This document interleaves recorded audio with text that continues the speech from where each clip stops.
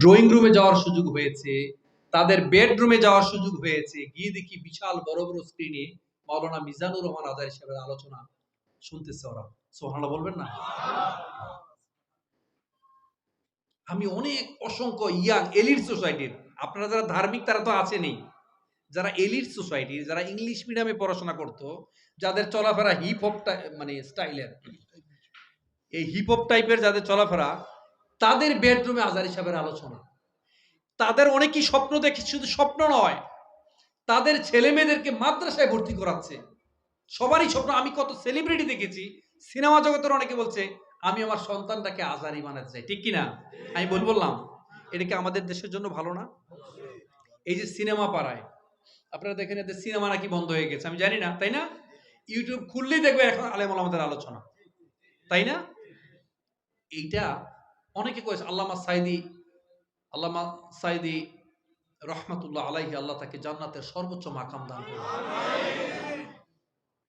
একটা মানুষ আস্তে আস্তে বের হলেন, বিকেল বেলায় শহীদ করে দিলেন। সারা জীবন মানুষ তাকে মনে রাখবে। আর যারা শহীদ করেছে তারা ইতিহাসের আস্থা করে নিক্ষিপ্ত হবে, ঠিক কিনা? তিনি একটা সাজানো বাগান তৈরি করে দিয়েছেন। অন্যান্য অনেক আলেম ওলামা ভালোভাবে কাজ করেছেন, আমি যাদেরকে আপাতত চিনি। তারপরে একটা জায়গায় আমাদের খন্দকার জাহাঙ্গীর স্যার, তাই না, মধ্যম পন্থার একটা বিষয় নিয়ে এসেছেন। এরপরে এই মধ্যম পন্থাকে মানে বাড়াবাড়ি করা যাবে না, ছাড়াছাড়ি করা যাবে না। ইসলামের সৌন্দর্যটাকে ইয়াং তরুণদের মাঝে, একেবারে এলিট সোসাইটি যারা, তাদের মাঝে, যারা ইংলিশ মিডিয়ামের স্টুডেন্ট তাদের মাঝে, অন্যান্য ধার্মিক ফ্যামিলি তো আছেনই, যারা ইয়াং তরুণ তাদের মাঝে আজারি সাহেব এমন একটা সেলিব্রিটি মনে গেলেন। তাদের সবার স্বপ্ন, আমি অসংখ্য মানুষের মেসেজ পেয়েছি যে আমি তাহাজ্জুদে শুধু দোয়া করি আমার ছেলেটার জন্য আজারি সাহেবের মতো হয়, সাইদি সাহেবের মতো হয়, শায়েখ আহমদুল্লাহ সাহেবের মতো হয়, ঠিক কিনা? আমি নিজের কানে শুনেছি এটা। মাদ্রাসায় গিয়ে জিজ্ঞেস করতেন আজারি সাহেব কোন মাদ্রাসায় পড়তেন, দারুন নাজাত একটা মাদ্রাসা, এখানের প্রিন্সিপাল হযরত মাওলানা আবু বকর সাহেব হাফিজাহুল্লাহ, তিনি বলতেন যখন আমি শুনি যে এখানে এসে বলেন আজারি সাহেব মাদ্রাসায় পড়েছেন, আমি আমার সন্তানটাকে আজারি সাহেবের মতো বানাতে চাই। আর কিছু প্রয়োজন আছে বলুন বাবা? আলেমরাও যে সেলিব্রিটি হতে পারে, তাদেরকে সবাই স্যার স্যার সম্বোধন করে, তারাও যে একটা স্ট্যাটাস দিলে 10-15 লক্ষ মানুষ কয়েক মিনিটের মধ্যে দেখে, এটা কি বিশাল বড় চাওয়া পাওয়া নয়? এমন একটা অবস্থান তিনি তৈরি করেছেন, ঠিক কিনা? দেখবেন তাকে নিয়ে যখন মানুষ সমালোচনা করত, তিনি কোনো সমালোচনার জবাব দিতেন না। তিনি বলতেন মন্তব্য কখনো কারো গন্তব্যকে দেখানো যায় না, তিনি এটা বলতেন। তো তাকে বলতাম যে এই যে মানুষ অনেক সময় উল্টাপাল্টা বলে, শুধুমাত্র হিংসা, আর এই হিংসার কারণে হাসাদ, আমাদের মধ্যে হিংসা বিদ্বেষটা বেশি, জেলাসিটা বেশি। কারণ এত মানুষ সাধারণত সেলিব্রিটি হয় যাদের বয়স 60-70 হয়, সবাই একটু তমিজ করবে, তাই না? কিন্তু একটা বয়স যখন মানুষ 25-30 হয়ে যায়, আমির হামজা ভাই বয়স কম, তাই না? তো এই লেভেলে একটা মানুষ যখন সবাই সম্মান করে, বিমানে গেলে সব দৌড়ে আসে, এয়ারপোর্টে গেলে সব একসাথে হয়ে যায়, এই যে ভালোবাসা, সৌদি আরব গেলে তো উনি ঠিক মতো হারাম শরীফে নামাজে পড়তে পারে না, 2-4-500 একসাথে হয়ে যায়। তো একসাথে হলে পুলিশের কি, উনি কি মানে ইউ গট দ্য মেসেজ, বলার উদ্দেশ্য হচ্ছে উনি কখনো নিচে কোনো বাজে কমেন্টের উত্তর দিতেন না, কারণ এগুলো বলার সময় নাই, এগুলো চিন্তা করার সময় নাই। যারা ভালো মানুষ সব সময় যুগে যুগে, আল্লাহ রাসূল থেকে শুরু করে যুগে যুগে যতই ভালো মানুষ, তাদের পেছনে অনেক লোক লেগেছে। আল্লাহ তাআলা কিছু কিছু মানুষের আশেপাশে কিছু মানুষের জিহ্বাকে বড় করে দিয়েছেন। এটা বিখ্যাত একটা হাদিস। আল্লাহ যখন কোনো মানুষকে বড় করতে চান, আশেপাশে কিছু মানুষের সমালোচনা করার জন্য তার জিহ্বাকে একটু বুলন্দ করে দেন, রবিউল ভাই, যেন তার এই জিহ্বাটা দিয়ে তিনি সমালোচনা করতে থাকেন, বাই দিস টাইম ওই লোকটাকে আল্লাহ সম্মানিত করে ফেলেন। মান তাওয়াদুআ লিল্লাহ রাফাআহুল্লাহ, যিনি আল্লাহর জন্য বিনয়ী হন, আল্লাহ তাকে সম্মানিত করেন। আমি এই হাদিসটা বলেই আমি আমার আলোচনা শেষ করছি। আর 5 মিনিট চলবে তো?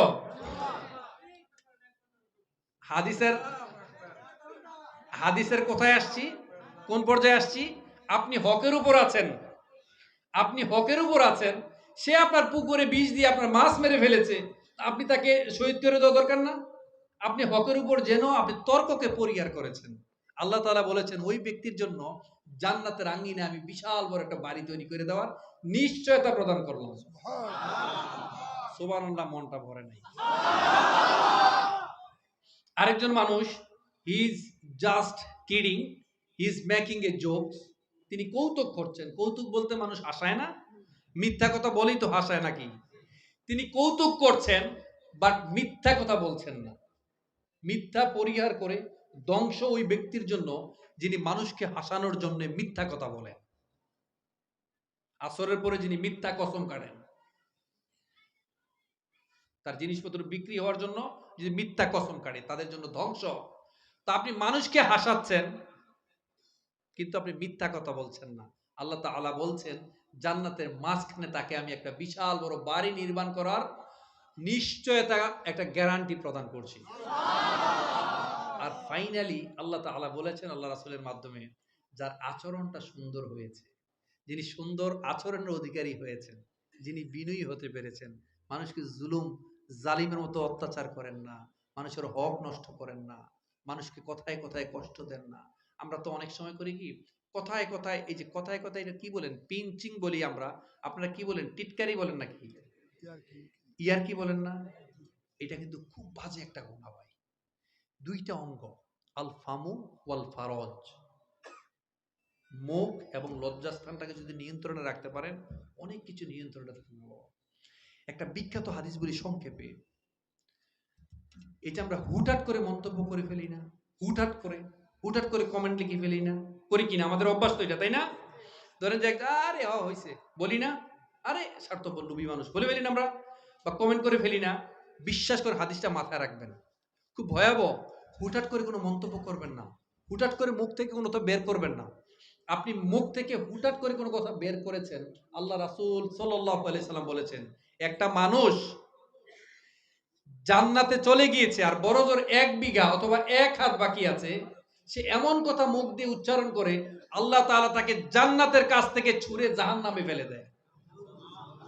আবার কিছু মানুষ জাহান্নামে যাবে, 1 বিঘা বা 1 হাত বাকি আছে, সে ওখানে গিয়ে এমন কিছু ভালো শব্দ চয়ন করে আল্লাহ তাআলা খুশি হয়ে তাকে জাহান্নাম থেকে জান্নাতে নিয়ে যান। এজন্য কথা বলতে সাবধান, আল ফামু ওয়াল ফারাউ। এই দুইটা কারণে মানুষ সবচেয়ে বেশি জাহান্নামে যায়, আর দুইটা কারণে মানুষ সবচেয়ে বেশি জান্নাতে যায়। তাকওয়াল্লাহ, আর একটা হচ্ছে হুসনুল খুলুক, সুন্দর আচরণ। আচরণটাকে সুন্দর করুন বাবাজিরা। দুর্ব্যবহার দুর্ভোগ ডেকে আনে।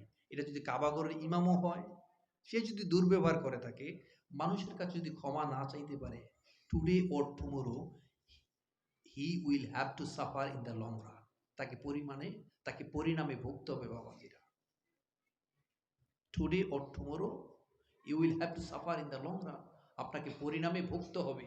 যদি আপনি দুর্ব্যবহার করেছেন বিনা কারণে, ইচ্ছা মতন ব্যবহার, তাও তো মানা যায়। আপনি হুট করে রেগে গেছেন একটু পরে, ভাই আসলে আমি উত্তেজিত হয়ে গেছি, আমাকে মাফ করে দিয়েন, রাগ করবেন না, বলতে পারি না আমরা?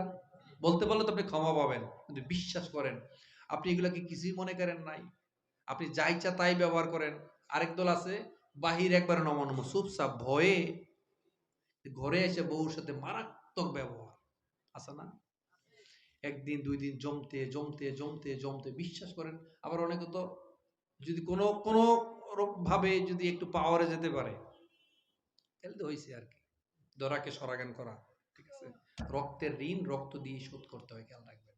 আপনি যেই আচরণটাই করছেন, যতক্ষণ না পর্যন্ত ওই আচরণটি আপনার সাথে করা হয়, ততক্ষণ তো আপনার মৃত্যুই হবে না। হিসাব তো পরের বিষয়। তো এগুলো আস্তে আস্তে ভেতর থেকে আপনাকে এগুলো বের করে নিতে হবে ভাই। অন্তরকে নারাঙ্গি শুধু পোশাক রাঙালি ভালো মানুষ হওয়া যায় না। অন্তরকে নারাঙ্গি শুধু বেশভূষা পরিবর্তন করলে ভালো মানুষ হওয়া যায় না। কদ আফলাহা মান যাক্কাহা, কদ আফলাহা মান তাযাক্কা। যারা ভেতর থেকে পরিশুদ্ধতা অর্জন করতে পেরেছে, পরিশীলিত হয়েছে, তারাই সফল। উলাইকা আলা হুদাম মির রাব্বিহিম ওয়া উলাইকা হুমুল মুফলিহুন। যারা হেদায়েত প্রাপ্ত হয়েছে, হেদায়েতের পথে এসেছে, তারাই সফল। মনে থাকবে বাবাজিরা? তাহলে কয়টা এটিটিউড? মানুষকে আমরা ক্ষমা করব। কি করব? মানুষকে ক্ষমা করে দেব। ওয়া ইন তা'ফু ওয়া তাসফাহু ওয়া তাগফিরু ফা ইন্নাল্লাহা গফুরুর রহিম। যদি তুমি ক্ষমাশীল হও, যদি তুমি ধৈর্যশীল হও, তাহলে জেনে রেখো আল্লাহ ক্ষমাশীল। First of all, if you want a forgiveness from Allah subhanahu wa ta'ala, you will have to know how to forgive others. This is the main strategy. আপনি যদি ক্ষমা পেতে চান, আগে মানুষকে ক্ষমা করতে হবে। ভাই বিশ্বাস করেন, ক্ষমার জন্য এর চেয়ে বড় স্ট্র্যাটেজি আর নাই।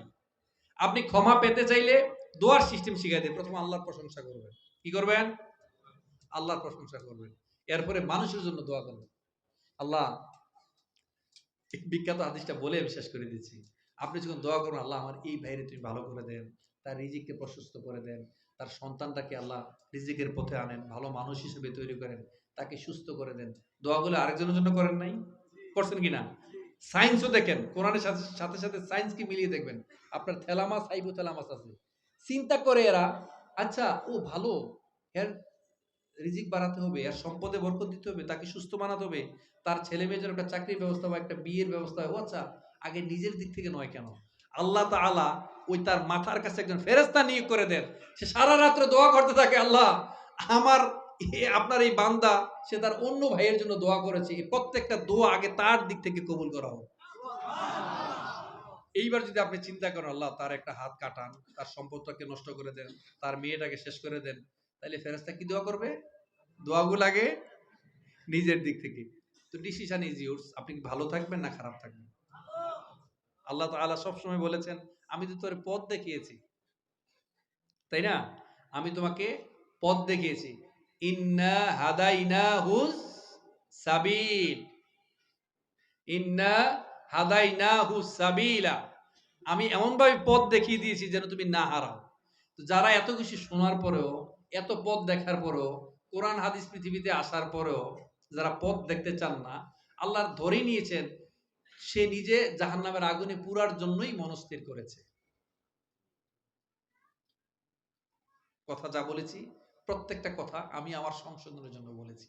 আর আপনারা শুনতে গিয়ে যদি এতটুকু কষ্ট পেয়ে থাকেন, আমাকে ক্ষমা সুন্দর দৃষ্টিতে দেখবেন, আমার জন্য দোয়া করবেন।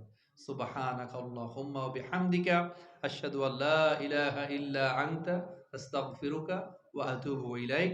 ওয়াসসালামু আলাইকুম ওয়া রাহমাতুল্লাহ। কার কোনো বক্তব্য?